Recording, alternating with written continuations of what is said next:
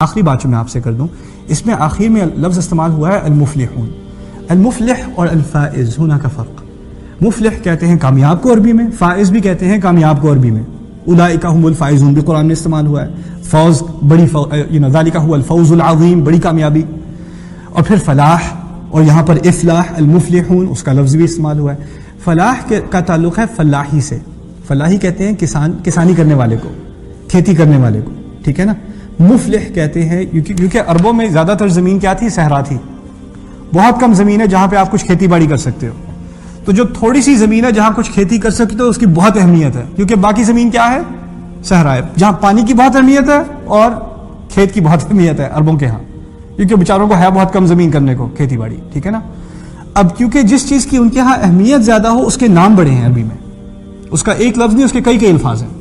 اسی لیے کھیتی کے بارے میں عربی میں بہت سارے الفاظ ہیں، پانی کے بارے میں بڑے الفاظ ہیں، تلوار کے بارے میں بڑے الفاظ ہیں، اونٹ کے لیے بڑے الفاظ ہیں، گھوڑے کے لیے بڑے الفاظ ہیں۔ کچھ چیزیں ایسی ہیں جن کے لیے ان کے پاس بہت سارے الفاظ ہیں، اور اس بات کی طرف اشارہ ہے کہ ان چیزوں کی ان کے ہاں بہت اہمیت ہے، ٹھیک ہے نا۔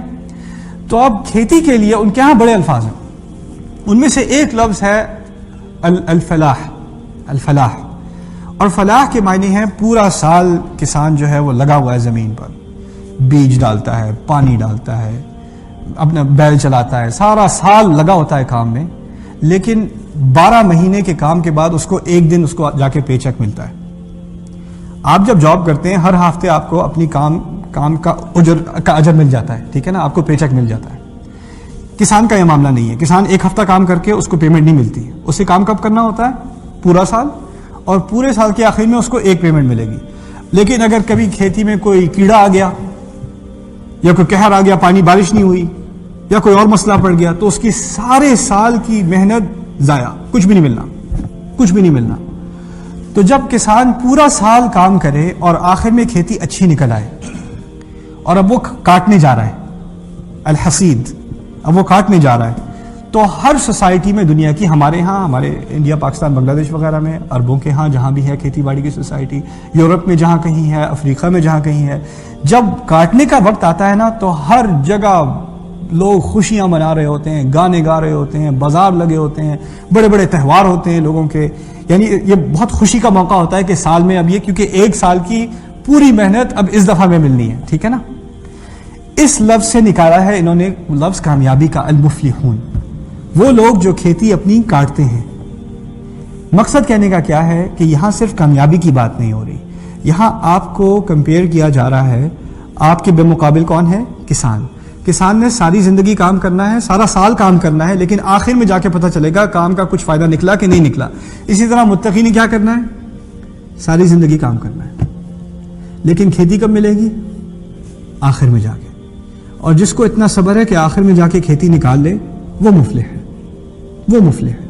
اور جس کو جلدی پڑی ہوئی ہے، ابھی تک کیوں نہیں نکلا، ابھی تک کیوں نہیں نکلا، وہ مفلح نہیں ہو سکتا، وہ مفلح نہیں ہو سکتا۔ اولئک هم المفلحون۔ اس سے ایک خوبصورت ہدایت اللہ تعالیٰ کی طرف سے یہ ہے کہ تمہیں اور مجھے اللہ تعالیٰ کی بات ماننی ہے، اس کی ہدایت پر یقین کرنا ہے، اس پر توکل کرنا ہے، اس پر رلائی کرنا ہے، لیکن اس توکل کے بعد کبھی معاملہ ہمارے لیے آسان ہونے کے بجائے معاملہ اور مشکل ہو جاتا ہے، یعنی امتحان کبھی کبھار آسانی کے بجائے اور مشکل کی طرف چلا جاتا ہے، اور یہ تعالیٰ کی طرف سے ہے، یہ کوئی ہماری طرف سے نہیں ہے، تعالیٰ کی طرف سے۔ کبھی کبھی امتحان آسان ہوتے ہیں، کبھی اور مشکل ہو جاتے ہیں۔ آپ اندازہ کیجئے جب ابراہیم علیہ السلام ہاجرہ رضی اللہ تعالی عنہا کے ساتھ اور اسماعیل علیہ السلام کے ساتھ صحرا میں جا رہے ہیں، تو وہ سفر بھی تو مشکل ہوگا، سفر بھی کون سا گاڑی میں کر رہے ہیں، صحرا میں جا رہے ہیں نا۔ اور جہاں اب آپ کبھی حج میں جاتے ہیں تو 20 منٹ اگر دھوپ میں چلنا پڑ جائے، انسان چھاؤں فوراً ڈھونڈتا ہے، کہاں جاؤں ملے اس میں چلوں میں، 20 منٹ کی بات ہے۔ وہ مہینوں پیدل چل رہے ہیں بچے کے ساتھ مکے پہنچنے کے لیے، اور وہاں جا کے بھی کوئی شہر ہے کیا ہے؟ کچھ بھی نہیں ہے۔ سفر خود ہی عذاب ہے، السفر قطعۃ من العذاب، رسول کہتے ہیں سفر تو عذاب کا ایک چھوٹا سا ٹکڑا ہے، سفر۔ اب وہ سفر خود بہت بڑا امتحان، لیکن اس سفر کے بعد کیا ہے؟ وہاں ان کو چھوڑ دینا، وہ اس سے بڑا امتحان۔ اب اس سے بڑے امتحان کے بعد اب بچہ پیاسا مر رہا ہے، اس سے بڑا امتحان۔ یہاں امتحان آسان نہیں ہو رہے اور مشکل ہوتے چلے جا رہے۔ 1-2 دن کے سفر کے بعد سفر آسان نہیں ہوا اور مشکل ہو گیا۔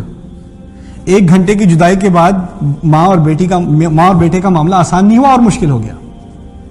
تو یہ ہے یہاں پر اس موقع پر اللہ تعالیٰ کی ہدایت یاد رکھنا کہ ان اللہ مع الذین اتقوا، جو اللہ تعالیٰ کا تقوی اختیار کرتے ہیں وہ ان کے ساتھ ہے، انہیں کوئی بھی نظر نہیں آ رہا صحرا میں، پھر بھی اللہ ان کے ساتھ ہے، اللہ ان کے ساتھ ہے۔ وہ بیچاری ماں ادھر سے ادھر بھاگ رہی ہے، خدا اس کے ساتھ ہے۔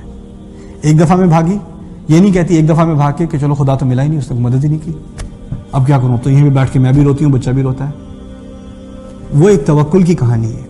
یہ ہے اولئک علی ھدی من ربہم واولئک ھم المفلحون۔ اپنی طرف سے تمہیں محنت لگانی پڑے گی، پھر کھیتی نکلے گی، پھر آخر میں جا کے کھیتی نکلے گی۔